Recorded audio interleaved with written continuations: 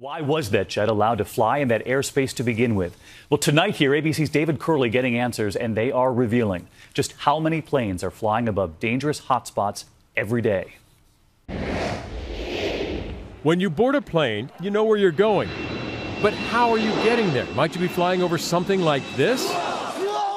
That's what Malaysia Flight 17 did, flying right over the eastern Ukraine conflict zone. Why? Malaysia Airlines says its route, like a highway, wasn't closed down. It was just told to stay above 32,000 feet. It doesn't matter if somebody says, well, you're okay above 32,000 feet. Maybe you want to be a little bit more conservative. As Russia took over Crimea, that area was closed to commercial jetliners in April.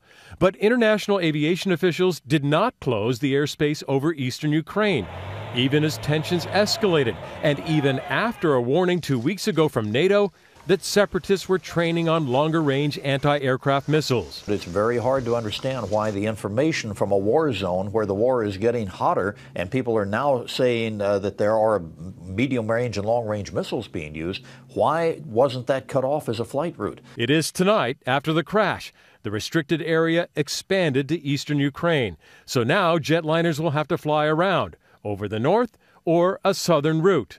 Each detour could mean about 10 extra minutes and an additional fuel cost of up to $1,500, as well as paying the countries they fly over. It all adds up, which is why many airlines still choose to fly over other hotspots around the world, even ones the U.S. warns about, including the Middle East and Afghanistan. Changing all those international flight routes would cause chaos. An example would be the corridor that MH17 flew through over Ukraine. In the past 7 days beforehand, 67 other airlines used that exact same corridor, David. Just a stunning number. David Curley live at LAX tonight. David, thank you.